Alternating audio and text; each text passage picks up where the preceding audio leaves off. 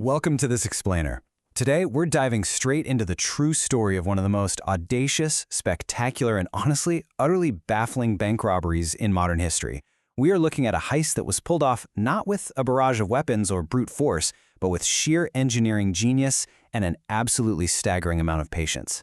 I'm talking about the 1976 robbery of the Société Générale Bank in Nice, France. It's one of those stories that feels like it was ripped straight out of a Hollywood script, complete with a charismatic mastermind, a subterranean plot, and an escape that you literally have to hear to believe. So imagine this. Put yourself right in the shoes of the bank employees on a Monday morning in July 1976. You're returning to work after a long, festive holiday weekend. You walk down to the bank's supposedly impenetrable underground vault, expecting just a perfectly normal work week. But instead, when that heavy steel door is finally forced open, you find a massive hole in the floor and absolute total devastation. There are no signs of a break-in from the outside, no alarms were ever tripped, and yet the vault has been completely and utterly ransacked. And here's where it gets wild. Adding to the absolute shock of the scene was a message the thieves actually left behind for the police. Scrawled right there on the vault wall in large letters was this incredibly polite phrase, sans armes, ni haine, ni violence, which means without weapons, without hatred, without violence.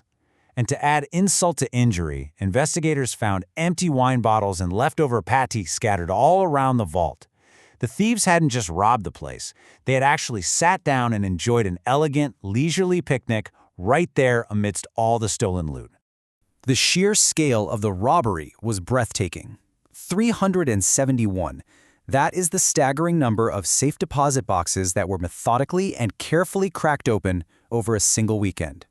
Now, because these were private boxes, the bank didn't even have a complete inventory of everything inside them. This left investigators, the bank executives, and the general public completely stunned. Nobody knew exactly how much was actually taken or how this could have possibly happened right under their noses. To understand how this impossible crime went down, we have to look at the fascinating mastermind behind the whole thing. Enter Albert Spaggiari. You see, in an era where criminals were shifting from brutal gang shootouts to more sophisticated crimes, Spaggiari was kind of the perfect man for the moment. He possessed this very rare, potent combination of daring imagination, strict military discipline, and honestly, a deep, gnawing boredom with everyday life. His background was anything but ordinary. Born in France in 1932, by the 1950s he was serving as a decorated paratrooper in the grueling conflict in Indochina. But he always had this rebellious streak. In 1953, he was actually caught trying to rob a milk bar in Hanoi and was shipped back to France in chains to serve time.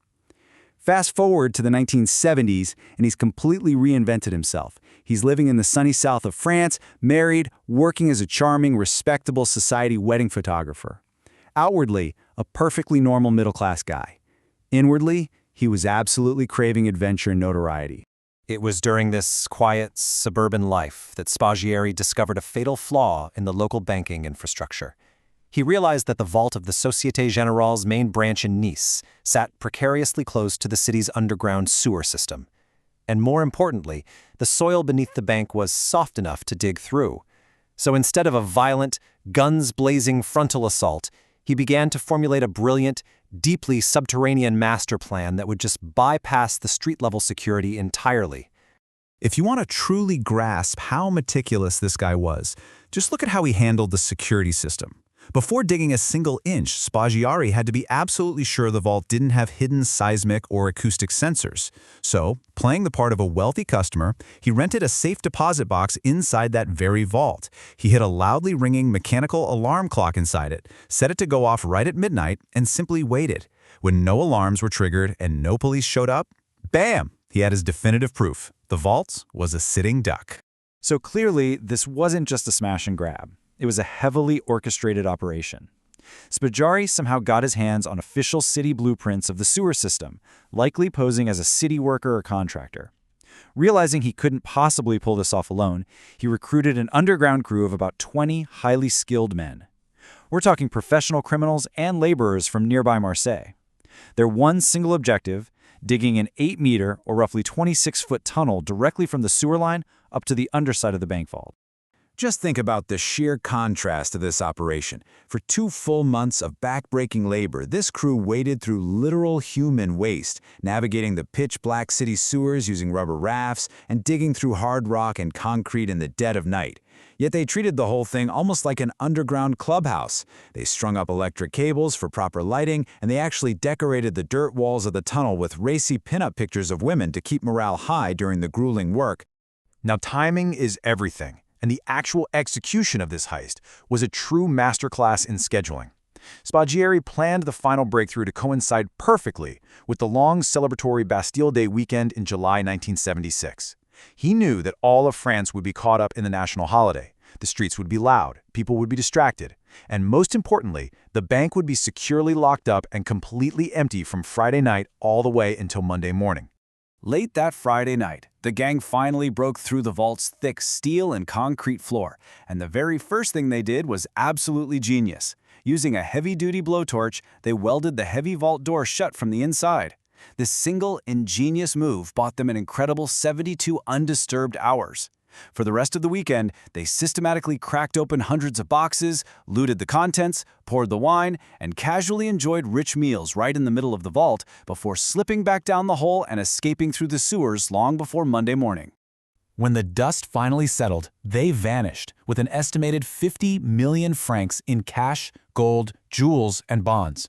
Because there was no master inventory for those private deposit boxes, the exact number is still heavily debated to this day, but it translates to an absolutely massive fortune by modern standards. And honestly, the wildest part of it all? The vast majority of that stolen treasure has never been recovered. For weeks, the police had literally nothing to go on but that cheeky message on the wall.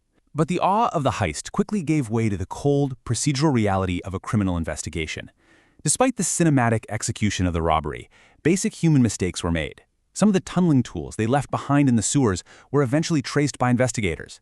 This meticulous police work led to the arrest of several gang members, and in October of 1976, just as he stepped off a plane from the Far East, Albert Spaggiari himself was taken into custody.